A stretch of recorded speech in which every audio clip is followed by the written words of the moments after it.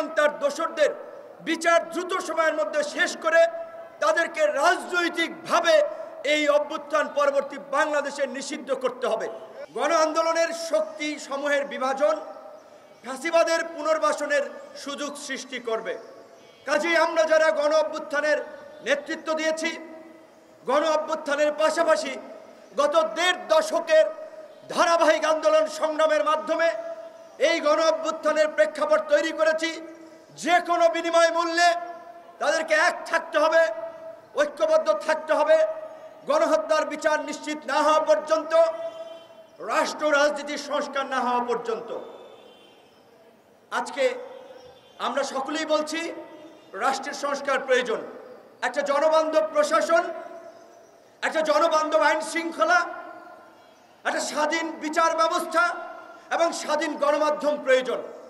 নাগরিকদের জন্য স্বাধীনতার প্রয়োজন। তারা যেন স্বাধীন সার্বভৌম রাষ্ট্রের নাগরিক হিসেবে তারা তাদের চিন্তা চেতনার মত প্রকাশ করতে পারে, কথা বলতে পারে, দল সংগঠন করতে পারে, সেই বিষয়টি আমরা সামনে আনছি।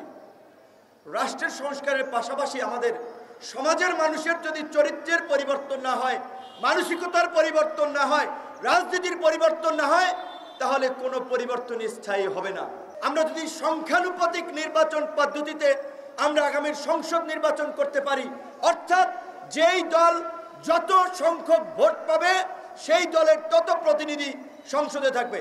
ধরেন বাংলাদেশ জামায়াত ইসলামী, তারা যদি 10% ভোট পায় সারা দেশ মিলিয়ে, তাদের 30 জন এমপি থাকবে পার্লামেন্টে। বিএনপির মতো একটা বড় দল, তারা যদি 50% ভোট পায়, 150 এমপি তাদের সংসদে থাকবে।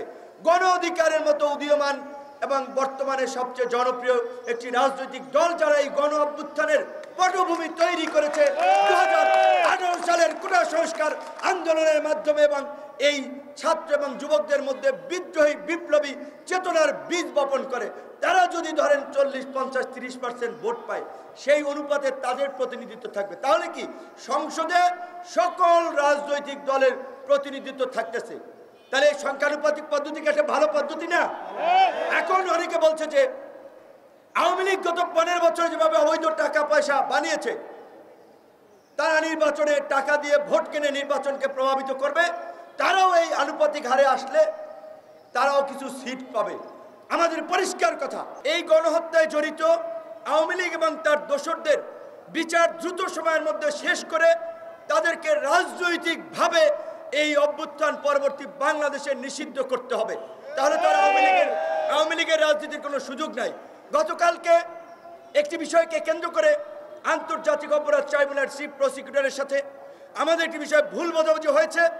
আমরা আলোচনার মাধ্যমে সম্মত হয়েছি কোনোভাবেই আমাদের ছোটোখাটো বিষয়কে কেন্দ্র করে যেন ফ্যাসিস্টরা কোনো কার্যক্রমের সুযোগ না পায়, প্রশ্ন তোলার যেন সুযোগ না পায়, তার জন্য আমরা যে কোনো মূল্যে অভ্যুত্থানকারী শক্তিসমূহ ঐক্যবদ্ধভাবেই আমরা কাজ করব, গণহত্যার বিচার নিশ্চিত করব।